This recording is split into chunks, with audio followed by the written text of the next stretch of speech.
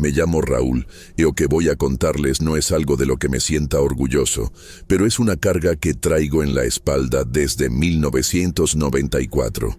En el México profundo, especialmente en los ranchos de Jalisco, la Semana Santa no es nomás una fecha en el calendario, es un portal que se abre. Mi abuelo, un hombre de manos toscas y pocas palabras, siempre decía: Raúl, entre la medianoche del jueves y el amanecer del domingo, el mundo se queda huérfano. El Señor está muerto y las llaves del abismo se quedan colgadas en la puerta, sin nadie que vigile. En ese entonces, Eu era un joven de 20 años, lleno de soberbia y con la sangre caliente. Yo pensaba que el miedo era una enfermedad de la gente vieja. Para mí, las prohibiciones de no montar a caballo, no usar cuchillos y no gritar durante el Viernes Santo eran puras supersticiones para tener a los jóvenes a raya. Pero el desierto tiene una memoria muy antigua y no le gusta que le falten al respeto. Aquel viernes de pasión se me hizo tarde regresando de un rancho vecino a donde había ido a entregar una carga de maíz. El sol ya se había escondido tras los cerros y la luna que subía estaba pálida, enferma. Parecía una hostia mohosa en el cielo oscuro. Yo cabalgaba por el camino viejo, una vereda estrecha rodeada de órganos y nopaleras secas que, en lo oscuro, parecían manos esqueléticas rogando por agua. De repente, el aire se puso pesado. ¿Saben cuándo el sonido del mundo se apaga? Los grillos dejaron de cantar. El viento dejó de soplar y hasta el golpe de las herraduras de mi caballo contra las piedras se oía sordo, como si estuviéramos pisando algodón. Mi animal, un alazán fuerte que nunca me había fallado, se plantó. Bajó las orejas, empezó a temblar de las patas y soltó un bufido bajo. Un soplo de terror que nunca he olvidado. Miré hacia el frente y vi, saliendo de atrás de unos huizaches, esos árboles espinosos y retorcidos, una fila de personas. Eran por lo menos 20 figuras. Todos vestían túnicas negras, pesadas, hechas de una tela que parecía tragarse la poca luz de la luna. Caminaban en una fila india perfecta. Lo que me heló la sangre fue que no había velas, no había rezos, no se oía la respiración. El único sonido era el de unas cadenas pesadas siendo arrastradas por la tierra. Pero cuando me fijaba en el suelo, las cadenas pasaban por encima de las piedras sin mover ni un grano de polvo. Era un sonido que venía de adentro de mi cabeza, no del ambiente. Intenté hacerme la señal de la cruz, pero mi mano estaba como clavada a la silla de montar. Quise gritar, pero sentía la garganta llena de arena caliente. La procesión pasó junto a mí como una niebla fría. El último de la fila, sin embargo, no siguió a los demás. Se detuvo exactamente al lado de mi caballo. Pude ver que esa túnica no cubría un cuerpo de carne. Por debajo de los trapos se veían huesos cenizos, forrados por una piel fina y seca como pergamino. No tenía pies. Flotaba a unos palmos del suelo, y el olor que soltaba no era a podrido, era a tierra de panteón mezclada con azufre. Esa cosa volteó la cabeza lentamente.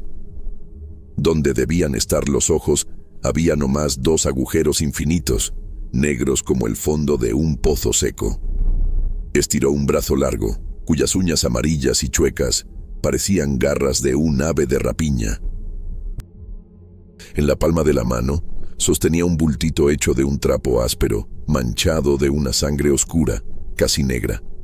Yo no quería agarrarlo, pero mi mano se movió contra mi voluntad. Cuando mis dedos tocaron el bulto, sentí un choque eléctrico que casi me tumba del caballo. Su voz, Dios mío, su voz no era humana. Parecía el sonido de 1000 piedras moliéndose unas contra otras en las profundidades de la tierra. Susurró: guarda esto hasta el próximo viernes. Si lo abres antes de que el sol de la próxima pasión nazca, tu alma será el diezmo de nuestra próxima caminata. Los muertos no perdonan olvidos. En un abrir y cerrar de ojos se deshizo en la oscuridad. El caballo, sintiéndose libre del trance, salió disparado, corriendo como si los mismos demonios le estuvieran mordiendo los talones. Llegué a la casa cerrando todas las puertas y ventanas. Escondí el bulto en el fondo de un baúl de metal pesado. Durante toda la semana no fui el mismo. Oía voces de mujeres susurrando mi nombre por las rendijas de las ventanas en la noche. Veía bultos negros cruzando el patio de reojo. La comida me sabía a ceniza. El domingo de Pascua, la soberbia volvió a susurrarme al oído. Fue un delirio, pensaba yo. Fue el cansancio. La curiosidad empezó a quemarme como si fuera ácido. No aguanté. Esa mañana, cuando las campanas de la iglesia repicaban para la misa, abrí el baúl y agarré el trapo ensangrentado. Mis manos temblaban tanto que casi no pude desatar el nudo. Cuando el trapo cayó, yo caí de rodillas. No había monedas de oro, no había secretos antiguos. Dentro del trapo había una lengua humana, todavía caliente, todavía latiendo levemente. Y en medio de esa carne había una verruguita, exactamente igual a la que yo tengo en la comisura de la boca. En ese mismito instante, mi garganta se cerró. Quise gritar y solo salió un quejido horrible. Me quedé mudo por 3 meses enteros. Los doctores de Guadalajara no sabían qué decir. Mis estudios salían perfectos, pero mi voz se la habían robado. Hoy soy un hombre de 50 años, pero tengo el pelo blanco como si tuviera 100. Cada Viernes Santo me encierro en el cuarto con una Biblia y una botella de tequila. No tomo para celebrar, tomo para no oír. Porque todos los años, a la misma hora en que me encontré con esa fila en el desierto, oigo el sonido de las cadenas invisibles pegándole a mi puerta. Plem, plem, plem. Vienen a ver si todavía les estoy guardando el silencio. Por eso, si anda viajando por los ranchos de Jalisco o por las sierras de México en este tiempo y ve a un grupo caminando sin luz, no se pare, no mire y, por el amor de todo lo que es sagrado, nunca acepte lo que los muertos le ofrezcan. En México, la muerte no hace favores. Ella hace contratos a largo plazo.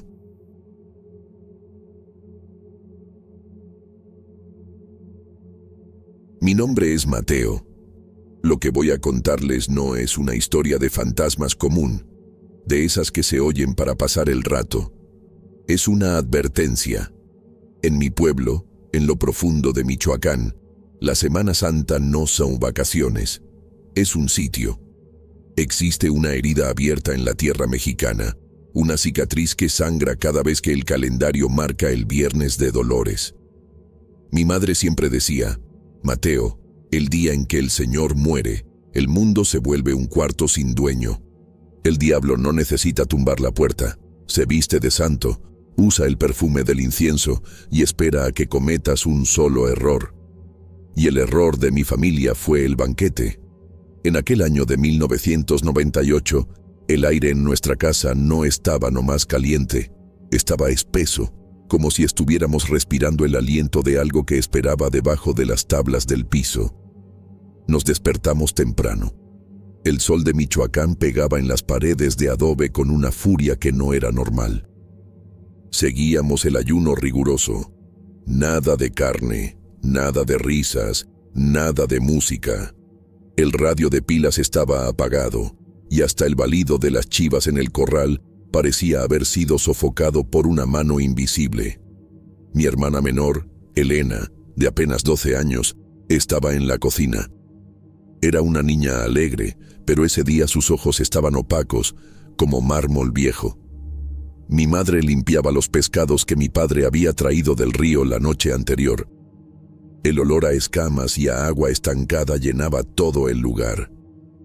Cerca del mediodía, el primer hilo de la realidad se reventó. Yo estaba en el patio, tratando de arreglar una cerca, cuando oí un sonido que me hizo tirar el martillo. No fue un grito de dolor, fue un sonido de asfixia.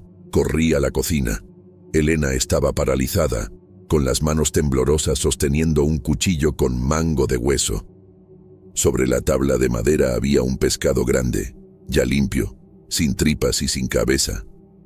Pero el pescado se estaba retorciendo, y de adentro de la cavidad donde debía estar el corazón salía un sonido, una voz de mujer, finita, aguda, desesperada. No decía palabras, soltaba súplicas rítmicas. Mi madre, con el rosario enredado en la muñeca, intentó agarrar al animal, pero la piel del pescado estaba caliente, con fiebre. Lo aventó al fogón de leña por puro instinto. Lo que pasó después nos heló la sangre. Las llamas, que eran naranjas, se pusieron de un azul eléctrico, frío. El pescado no se quemó, empezó a hincharse, y el olor que subió no era de comida. Era olor a pelo humano quemado y a azufre. Elena empezó a llorar, pero su llanto no tenía sonido. Abría la boca y solo salía un viento seco. Tratamos de refugiarnos en la sala. Mi madre prendió 7 velas negras y empezó a rezar el Rosario de los 7 Dolores. Yo intentaba mantener los ojos en el suelo, pero algo me jalaba hacia la pared lateral. Allá, colgados en marcos de madera carcomida, estaban los retratos de nuestros antepasados. La foto de mi abuelo, don Ramiro, fallecido hacía 10 años, siempre fue el centro de esa pared. En la foto, era un hombre de sombrero de palma y mirada severa. Pero conforme mi madre entonaba los rezos, la fotografía empezó a cambiar. Los ojos de papel de don Ramiro se pusieron húmedos. Vi que los párpados se movían. Parpadeó. Eran ojos reales, amarillentos por la ictericia, que empezaron a girar en las órbitas, siguiendo cada movimiento nuestro en la sala. El vidrio del marco empezó a sudar. Un líquido negro, viscoso como aceite de motor viejo, chorreaba de debajo de su sombrero en la foto, cubriendo el rostro de papel con una máscara de mugre que olía a tierra de panteón fresca. Les juro que oí el crujir de la madera del marco, como si él estuviera tratando de empujar el vidrio para salirse. A las 3 de la tarde, el peso del aire se volvió insoportable. Fue cuando escuchamos 3 golpes en la puerta de entrada, lentos, pesados, toc, toc, toc. Por la mirilla, el mundo afuera se veía gris, sin color. Vi la figura del padre Silverio, el párroco del pueblo. Estaba de espaldas a nuestra puerta, mirando hacia el camino desierto. Mi madre, creyendo que la iglesia traía la salvación, abrió la puerta. El padre entró sin pedir permiso.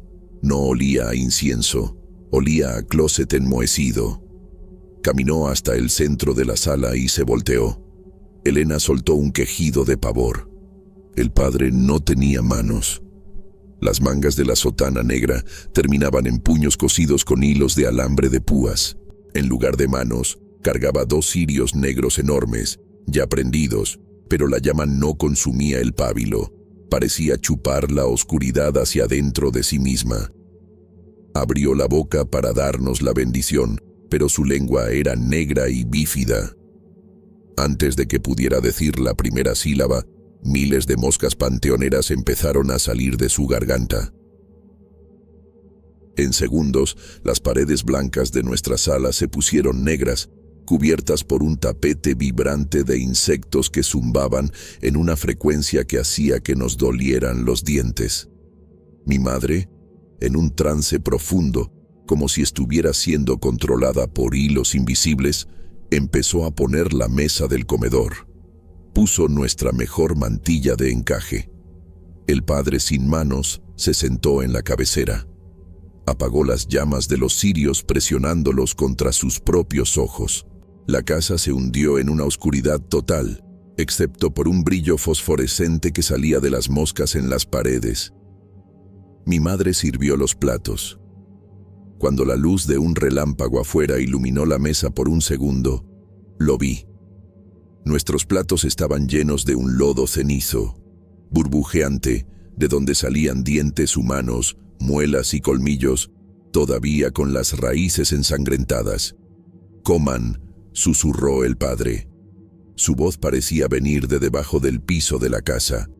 El cuerpo es tierra y la tierra tiene hambre. Mi madre y Elena empezaron a comer. Yo oía el sonido de los dientes rompiéndose entre los dientes de ellas. Croc, croc, croc. El sonido de la masticada era lo único que quedaba del mundo. Traté de levantarme, pero mis piernas pesaban toneladas. Sentí una mano helada tocarme el hombro en lo oscuro. Pensé que era Elena buscando protección, pero cuando traté de agarrar su mano, mis dedos encontraron algo distinto. No era piel. Era una textura áspera, húmeda y fría. Plumas. Elena estaba cubierta de plumas negras, aceitosas, que brotaban de sus poros en un ritmo frenético.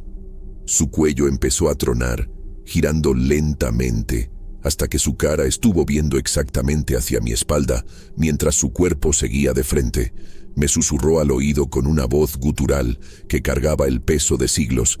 Mateo, en esta casa, el Señor no resucitó. Él nos dejó aquí para el otro. Siente su aliento. Está detrás de ti. En un acto de desesperación, tanteé mi bolsillo y encontré un cerillo. Lo raspé contra la mesa. La pequeña flama reveló el horror final. El padre se había esfumado, dejando solo un rastro de ceniza negra en la silla. Mi madre tenía la cara cubierta de ese lodo de dientes, riendo silenciosamente mientras sus propios ojos empezaban a derretirse. Y en la esquina de la sala, el espejo colonial de marco dorado brillaba.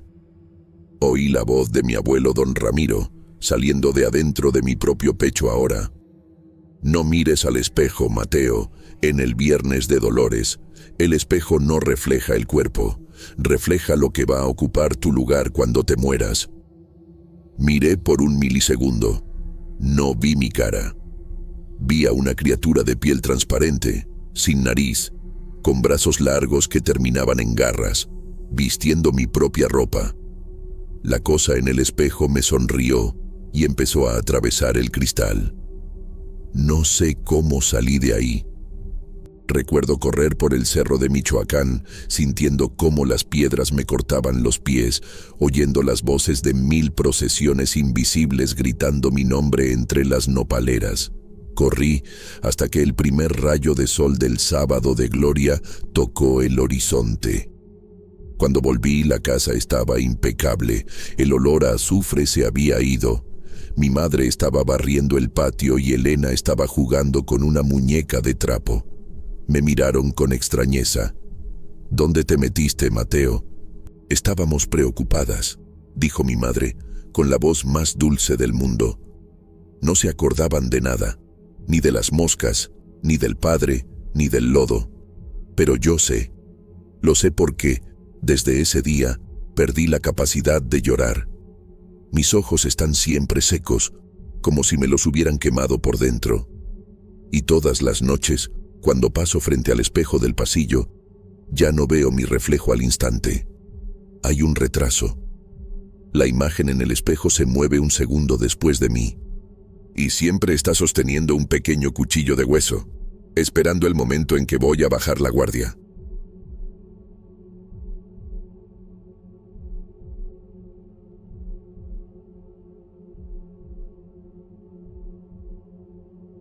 Me llamo Javier. Heredé el rancho San Judas, en las tierras áridas de Sonora, justo después de la muerte de mi padre. El viejo era un hombre de tradiciones fieras. Decía que la tierra no es un objeto que uno posee, sino un ser vivo que nos tolera, especialmente en Semana Santa. Javier, me advertía con los ojos inyectados, el viernes de pasión, la tierra está de luto. No se clava un clavo, no se jala un arado, no se hiere el suelo. Si le abres la piel a la tierra mientras el Creador está muerto, ella te va a abrir la tuya a cambio. Yo estudié en la capital. Volví con diplomas y la arrogancia de quien cree que el progreso ignora el misticismo. El rancho pasaba por una sequía canija en el 2002. El ganado se estaba muriendo y los pozos estaban secos. Mientras todos los peones estaban en la iglesia, Hundidos en el silencio del luto, decidí que sería el día perfecto. Agarré una retroexcavadora y una pala de mano. Iba a encontrar agua. Iba a demostrar que las leyendas de Sonora no eran más que cadenas para esclavizar el pensamiento. Eran las 3 de la tarde del viernes. El sol parecía una llaga abierta en el cielo. El calor distorsionaba el horizonte. Escogí el punto más seco de la propiedad, atrás del antiguo panteón de la familia. Cuando la primera cuchilla de la excavadora cortó el suelo, un sonido extraño retumbó por el valle. No fue el ruido del metal contra la piedra, fue un chirrido, como si estuviera cortando cuero viejo. Seguí cavando. A los 2 metros de profundidad, la tierra dejó de salir seca. Empezó a salir húmeda, pero no era la humedad del agua. Era un lodo negro, pesado, que soltaba un olor metálico insoportable. De repente, un chorro brotó del fondo del pozo. No era agua. Era un líquido denso, del color de un vino echado a perder, con la consistencia de la sangre cuajada. El líquido burbujeaba y subía, inundando la excavación. Lo que más me aterró no fue el fluido, sino lo que atrajo. Los zopilotes, que antes circulaban en lo alto, bajaron y se pararon alrededor del pozo. No volaban, empezaron a caminar erguidos sobre las patas traseras como si fueran hombrecillos deformes, observando la sangre brotar como una inteligencia maligna en sus ojos amarillos. Traté de ignorar el pavor y regresé a la casa grande. Me lavé las manos, pero el olor a metal parecía habérseme metido en los poros.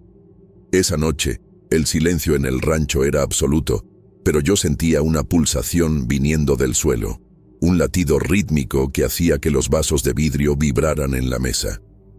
En la mañana del sábado de gloria, el horror físico se manifestó. Desperté con un dolor lacerante en la palma de la mano derecha. Cuando abrí la mano, grité. Había un corte profundo, limpio, exactamente con la forma de la hoja de la pala que usé para herir el suelo. El corte no sangraba, soltaba ese mismo lodo negro del pozo. Salí al patio y encontré a los 10 peones y a las cocineras parados en silencio. Todos ellos, sin excepción, se agarraban la mano derecha. Cuando se acercaron, vi que todos tenían la misma herida, el mismo corte, con la misma profundidad, en el mismo lugar. No sentían dolor, solo una apatía profunda. Se miraban sus propias manos como si estuvieran hipnotizados por la herida colectiva que yo, con mi arrogancia, les había abierto. Me encerré en el despacho, tratando de desinfectar el corte. Fue entonces cuando pasó la cosa más bizarra de esa racha de pesadillas. Mi madre, que estaba en la cocina al otro lado de la casa, empezó a hablarme, pero su voz no venía del pasillo. Su voz salió de adentro del corte de mi mano. «Javier, ¿por qué hiciste esto?», susurraba su voz entre los bordes de la herida abierta en mi palma. Podía sentir la vibración de sus cuerdas vocales en mi carne. Cuando apretaba la herida, el sonido se ahogaba. Era como si mi cuerpo se hubiera vuelto un conductor para los gritos de los que yo amaba. Empecé a oír también los lamentos de los antepasados enterrados atrás del pozo. Las voces salían de las heridas de los peones en el patio, creando una sinfonía de muertos que llenaba el rancho con un coro de agonía rítmica. Desesperado, decidí que tenía que tapar el pozo. Agarré la camioneta y manejé bajo el sol del mediodía. Cuando llegué a la orilla de la excavación, el líquido negro se había desbordado y había creado un pantano de sangre alrededor del panteón. Parecía que el suelo se estaba bebiendo la luz. Fue entonces cuando noté algo que desafiaba las leyes de la física. El sol estaba en lo más alto, pero yo no tenía sombra. Miré al suelo y, donde debía estar la proyección de mi cuerpo, solo había tierra pelona y seca. Miré adentro del pozo de sangre. Mi sombra estaba ahí. Estaba sumergida en el líquido negro, pero no era un simple reflejo. Se estaba moviendo por su cuenta. Se estiraba, se retorcía e intentaba escalar las paredes de lodo del pozo. La tierra se había bebido mi sombra, y yo sentía una debilidad indescriptible, como si mi alma se estuviera filtrando hacia afuera por los poros. De repente, la sombra dentro del pozo alcanzó la orilla. Pero ya no era una silueta de luz ausente. Había ganado volumen. Una criatura hecha de lodo negro, sangre cuajada y raíces podridas emergió del hoyo. Tenía mi estatura, tenía mis rasgos, pero deformes, como si hubieran sido esculpidos por manos ciegas. La criatura no proyectaba sombra. Ella era mi sombra encarnada. Empezó a caminar hacia mí de forma invertida, con las rodillas doblándose hacia atrás y los brazos arrastrándose por el suelo. A cada paso que la criatura daba hacia mí, el corte de mi mano se abría más. Sentía mi propia sangre siendo drenada para alimentar a ese monstruo de barro.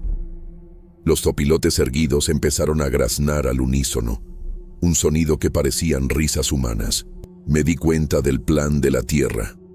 No quería matarme, quería cambiarme, quería poner su versión de mí en la superficie, mientras mi cuerpo real sería arrastrado al pozo para servir de abono eterno para esa sed de sangre. Avancé el galón de gasolina que traía en la caja de la troca adentro del pozo y raspé un cerillo. La explosión no fue de fuego común, fue una flama verde y densa que olía a carne quemada. La criatura de lodo se desintegró frente a mí, volviendo a ser solo un charco de aceite negro. Pero el daño ya estaba hecho. Hoy, años después, el rancho San Judas es un desierto donde ni los gobernadoras crecen. Huí a la ciudad, pero la cuarentena de sangre nunca terminó para mí. El corte de mi mano nunca cerró. Cada Viernes Santo vuelve a abrirse, expulsando lodo negro y susurrando los secretos de los que están debajo de la tierra. Y lo peor de todo, recuperé mi sombra, pero ya nunca volvió a ser la misma. A veces, cuando estoy distraído, miro al suelo y veo que mi sombra intenta zafarse de mis pies. Me odia. Espera el próximo error, la próxima herida en la tierra, para finalmente terminar el cambio. Si heredas una tierra antigua, hazle caso a los viejos. No caves. No hieras el suelo en el día del luto, porque la tierra es paciente, Javier. Y nunca olvida el sabor de quien se atrevió a abrirle la piel.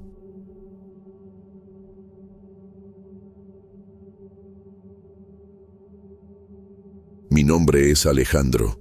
Nací y crecí en Xochimilco, en la Ciudad de México, un lugar que el mundo conoce como los jardines flotantes. Para los que vienen de fuera, las trajineras coloridas, el sonido del mariachi y el brillo del agua bajo el sol parecen un paraíso azteca preservado en el tiempo. Pero nosotros, los chinamperos, los que vivimos del lodo y del canal, conocemos la otra cara de la moneda. Xochimilco no es nomás agua, es el sistema circulatorio de un dios antiguo que todavía tiene hambre. Mi abuela, doña Inés, era lo que llamamos una sabia.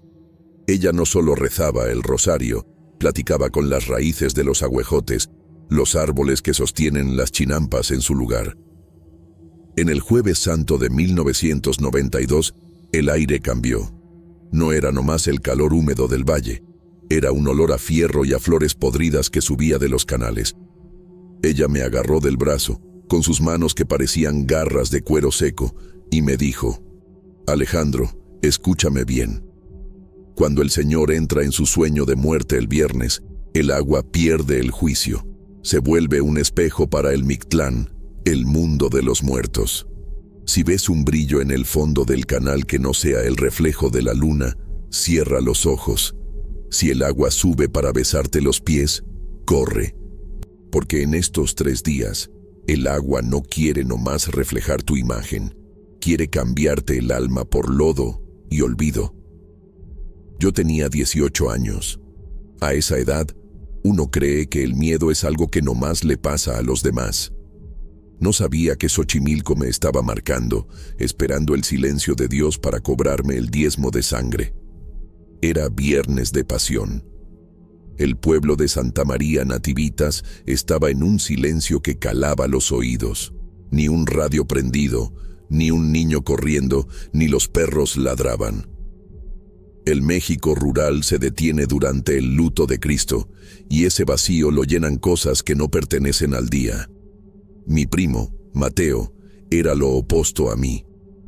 Era de esos tipos que le escupían a las iglesias y se burlaban de los rezos de las viejitas. Estaba obsesionado con el Canal Muerto, un brazo de agua que habían aislado con cercas de alambre y tules espesos después de una racha de desapariciones en los años 70. Decían que ahí la profundidad era infinita y que la corriente no iba para el sur ni para el norte, sino para abajo, directo al corazón de la tierra. Alejandro, imagínate el tamaño de los peces que crecieron ahí sin nadie que los pesque, me dijo, con un brillo febril en los ojos. Agarramos una panga vieja de madera que había sido de mi bisabuelo. El remo cortaba el agua con un sonido diferente esa noche. No era el ruido del agua moviéndose, era el sonido de algo denso, como si estuviéramos remando sobre aceite hirviendo o sangre cuajada. Conforme nos metimos al Canal Muerto, la neblina nos tragó. Era una neblina viva, ceniza, que sabía salada, como a lágrima. No se veía ni a 1 metro. Mateo iba en la proa, sosteniendo una lámpara de quinqué que empezó a fallar, hasta que la flama se volvió un punto azulado y frío. Fue cuando empezaron las burbujas. Subían desde el fondo en racimos grandes. Al tronar en la superficie, no soltaban aire, sino un susurro colectivo. Eran voces de niños, mujeres y viejos, todos pronunciando mi nombre y el de Mateo en una armonía que calaba. Alejandro, ven a ver qué frío hace aquí abajo. Mateo, ayúdanos a subir. Miré hacia el lado de la canoa y se me cortó la respiración. El agua, que antes estaba turbia, se puso transparente de repente, iluminada por una luz fantasmagórica que venía del fondo. El lecho del canal no tenía fango. Estaba forrado de pelo humano. Kilómetros de cabellos negros y largos que se movían como serpientes de agua, enredándose en las raíces de las chinampas, y entre los pelos, rostros pálidos, con los ojos abiertos y blancos, nos miraban. No estaban muertos, estaban esperando. En el centro del canal, encontramos lo que parecía el resto de una fiesta de hace décadas. Una trajinera enorme, podrida con el nombre María, despintado en el arco de flores muertas. Flotaba sin moverse. Arriba de ella, vimos figuras sentadas. Parecían personas comunes, vestidas de domingo. Pero cuando la luz de la lámpara de Mateo les pegó, vimos la verdad. Estaban hechos de limo y algas.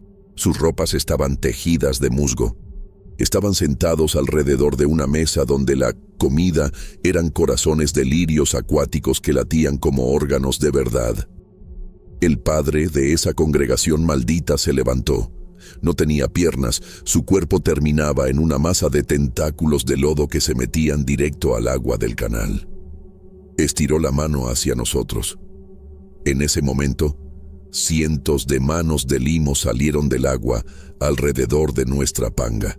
Eran manos largas, con dedos que parecían de gelatina verde, pero con una fuerza de la fregada. Agarraron la orilla de la canoa.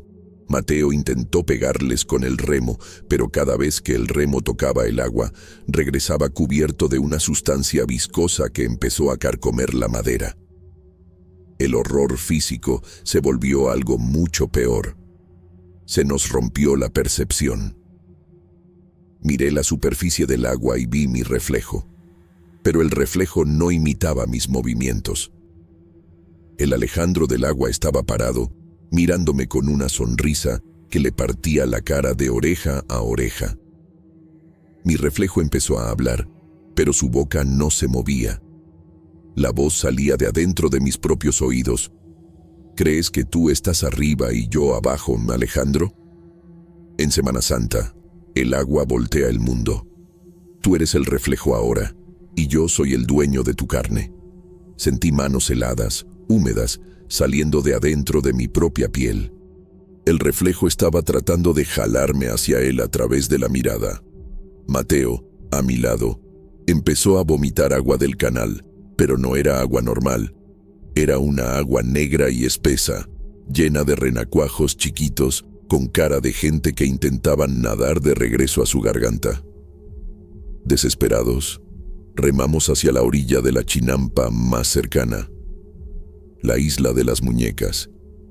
En ese entonces, antes de que se volviera un lugar turístico, el sitio era el santuario de un loco llamado Julián. Había miles de muñecas colgadas de los árboles para calmar el espíritu de una niña ahogada. Pero en Viernes Santo, las muñecas no eran simples objetos.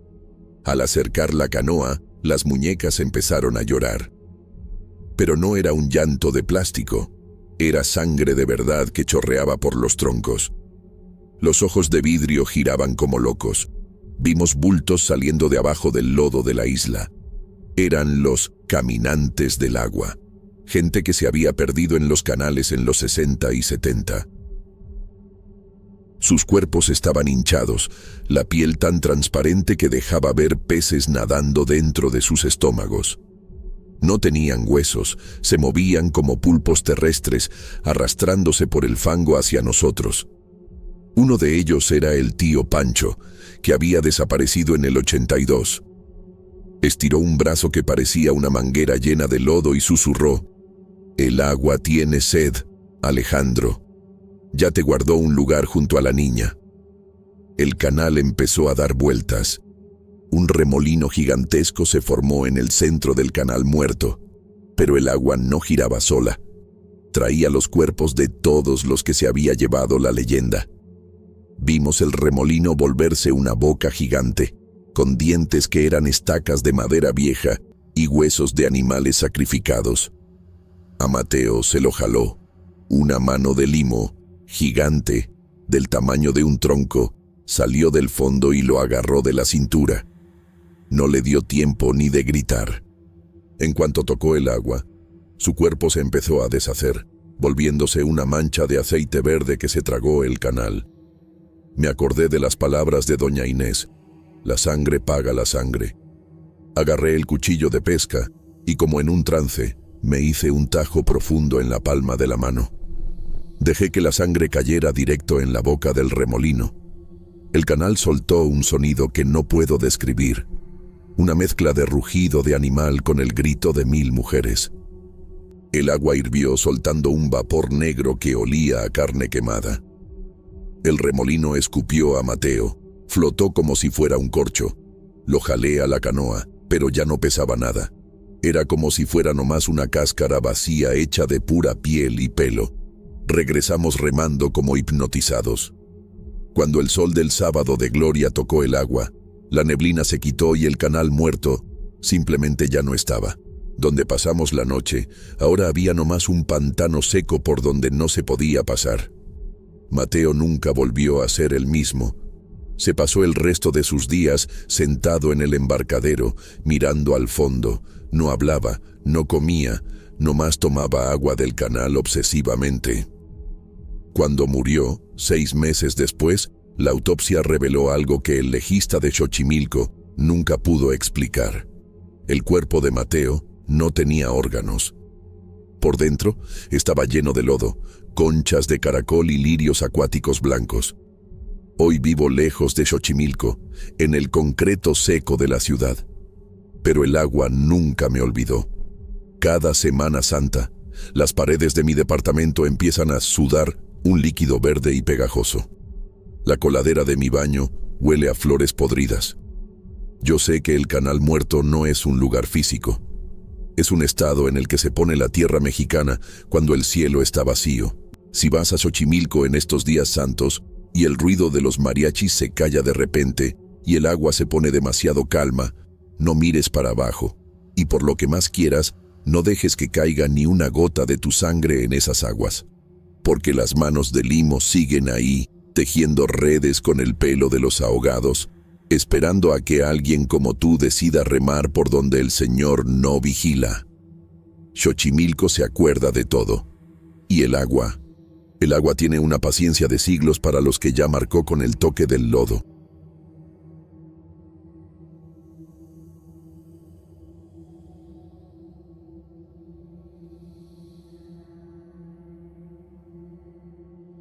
Mi nombre es Alejandro.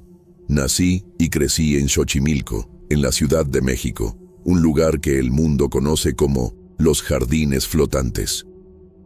Para los que vienen de fuera, las trajineras coloridas, el sonido del mariachi y el brillo del agua bajo el sol parecen un paraíso azteca preservado en el tiempo. Pero nosotros, los chinamperos, los que vivimos del lodo y del canal, conocemos la otra cara de la moneda. Xochimilco no es nomás agua, es el sistema circulatorio de un dios antiguo que todavía tiene hambre. Mi abuela, doña Inés, era lo que llamamos una sabia. Ella no solo rezaba el rosario, platicaba con las raíces de los agüejotes, los árboles que sostienen las chinampas en su lugar. En el Jueves Santo de 1992, el aire cambió. No era nomás el calor húmedo del valle, era un olor a fierro y a flores podridas que subía de los canales. Ella me agarró del brazo, con sus manos que parecían garras de cuero seco, y me dijo: Alejandro, escúchame bien. Cuando el Señor entra en su sueño de muerte el viernes, el agua pierde el juicio. Se vuelve un espejo para el Mictlán, el mundo de los muertos. Si ves un brillo en el fondo del canal que no sea el reflejo de la luna, cierra los ojos. Si el agua sube para besarte los pies, corre. Porque en estos 3 días, el agua no quiere nomás reflejar tu imagen. Quiere cambiarte el alma por lodo y olvido. Yo tenía 18 años. A esa edad, uno cree que el miedo es algo que nomás le pasa a los demás. No sabía que Xochimilco me estaba marcando, esperando el silencio de Dios para cobrarme el diezmo de sangre. Era viernes de pasión. El pueblo de Santa María Nativitas estaba en un silencio que calaba los oídos. Ni un radio prendido, ni un niño corriendo, ni los perros ladraban. El México rural se detiene durante el luto de Cristo, y ese vacío lo llenan cosas que no pertenecen al día. Mi primo, Mateo, era lo opuesto a mí. Era de esos tipos que le escupían a las iglesias y se burlaban de los rezos de las viejitas. Estaba obsesionado con el canal muerto, un brazo de agua que habían aislado con cercas de alambre y tules espesos después de una racha de desapariciones en los años 70. Decían que ahí la profundidad era infinita y que la corriente no iba para el sur ni para el norte, sino para abajo, directo al corazón de la tierra. Alejandro, imagínate el tamaño de los peces que crecieron ahí sin nadie que los pesque, me dijo, con un brillo febril en los ojos. Agarramos una panga vieja de madera que había sido de mi bisabuelo. El remo cortaba el agua con un sonido diferente esa noche. No era el ruido del agua moviéndose, era el sonido de algo denso, como si estuviéramos remando sobre aceite hirviendo o sangre cuajada. Conforme nos metimos al canal muerto, la neblina nos tragó. Era una neblina viva, ceniza, que sabía salada, como a lágrima. No se veía ni a 1 metro. Mateo iba en la proa, sosteniendo una lámpara de quinqué que empezó a fallar, hasta que la flama se volvió un punto azulado y frío. Fue cuando empezaron las burbujas. Subían desde el fondo en racimos grandes. Al tronar en la superficie, no soltaban aire, sino un susurro colectivo. Eran voces de niños, mujeres y viejos, todos pronunciando mi nombre y el de Mateo en una armonía que calaba. Alejandro, ven a ver qué frío hace aquí abajo. Mateo, ayúdanos a subir. Miré hacia el lado de la canoa y se me cortó la respiración. El agua, que antes estaba turbia, se puso transparente de repente, iluminada por una luz fantasmagórica que venía del fondo. El lecho del canal no tenía fango. Estaba forrado de pelo humano. Kilómetros de cabellos negros y largos que se movían como serpientes de agua, enredándose en las raíces de las chinampas, y entre los pelos, rostros pálidos, con los ojos abiertos y blancos, nos miraban. No estaban muertos, estaban esperando. En el centro del canal encontramos lo que parecía el resto de una fiesta de hace décadas. Una trajinera enorme, podrida, con el nombre María, despintado en el arco de flores muertas. Flotaba sin moverse. Arriba de ella vimos figuras sentadas. Parecían personas comunes, vestidas de domingo. Pero cuando la luz de la lámpara de Mateo les pegó, vimos la verdad. Estaban hechos de limo y algas. Sus ropas estaban tejidas de musgo. Estaban sentados alrededor de una mesa donde la comida eran corazones de lirios acuáticos que latían como órganos de verdad. El padre de esa congregación maldita se levantó. No tenía piernas, su cuerpo terminaba en una masa de tentáculos de lodo que se metían directo al agua del canal. Estiró la mano hacia nosotros. En ese momento, cientos de manos de limo salieron del agua alrededor de nuestra panga.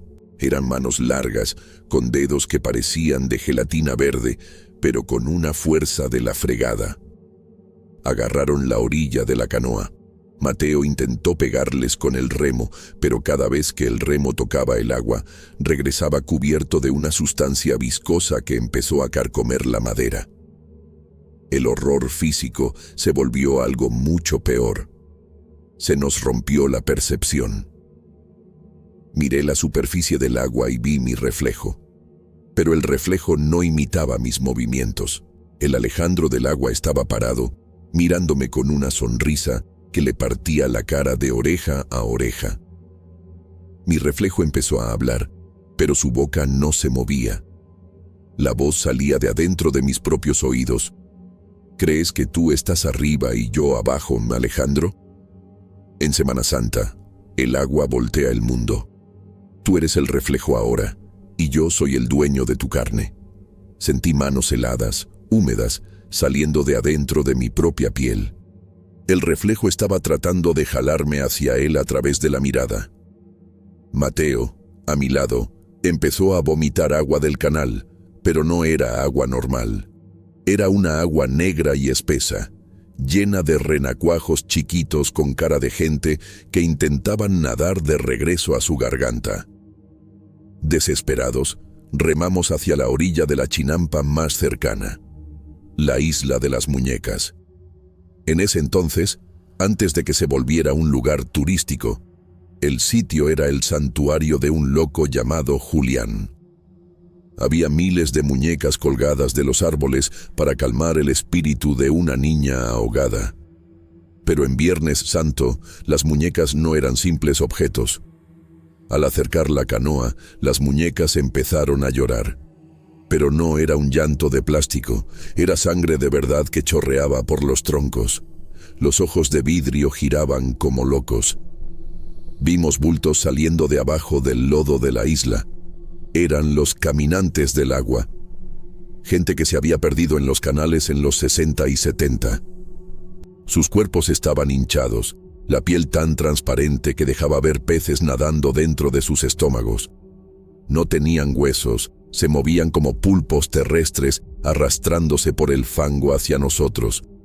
Uno de ellos era el tío Pancho, que había desaparecido en el 82. Estiró un brazo que parecía una manguera llena de lodo y susurró: «El agua tiene sed, Alejandro. Ya te guardó un lugar junto a la niña». El canal empezó a dar vueltas. Un remolino gigantesco se formó en el centro del canal muerto. Pero el agua no giraba sola, traía los cuerpos de todos los que se había llevado la leyenda. Vimos el remolino volverse una boca gigante, con dientes que eran estacas de madera vieja y huesos de animales sacrificados. A Mateo se lo jaló. Una mano de limo, gigante, del tamaño de un tronco, salió del fondo y lo agarró de la cintura. No le dio tiempo ni de gritar. En cuanto tocó el agua, Su cuerpo se empezó a deshacer, volviéndose una mancha de aceite verde que se tragó el canal. Me acordé de las palabras de doña Inés. La sangre paga la sangre. Agarré el cuchillo de pesca y, como en un trance, me hice un tajo profundo en la palma de la mano. Dejé que la sangre cayera directo en la boca del remolino. El canal soltó un sonido que no puedo describir. Una mezcla de rugido de animal con el grito de 1000 mujeres. El agua hirvió soltando un vapor negro que olía a carne quemada. El remolino escupió a Mateo, flotó como si fuera un corcho. Lo jalé a la canoa, pero ya no pesaba nada. Era como si fuera nomás una cáscara vacía hecha de pura piel y pelo. Regresamos remando como hipnotizados. Cuando el sol del sábado de gloria tocó el agua, la neblina se quitó y el canal muerto simplemente ya no estaba. Donde pasamos la noche, ahora había nomás un pantano seco por donde no se podía pasar. Mateo nunca volvió a ser el mismo.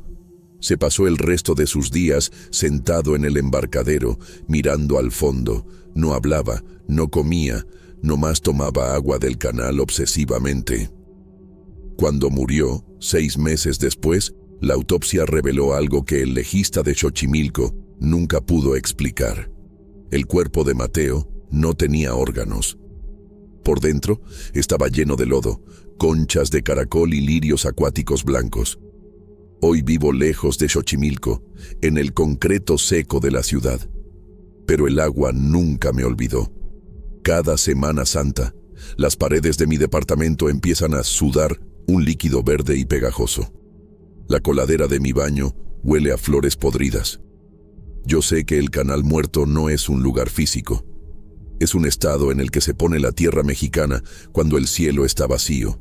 Si vas a Xochimilco en estos días santos y el ruido de los mariachis se calla de repente y el agua se pone demasiado calma, no mires para abajo y por lo que más quieras, no dejes que caiga ni una gota de tu sangre en esas aguas, porque las manos de Limo siguen ahí, tejiendo redes con el pelo de los ahogados, esperando a que alguien como tú decida remar por donde el Señor no vigila. Xochimilco se acuerda de todo. Y el agua tiene una paciencia de siglos para los que ya marcó con el toque del lodo.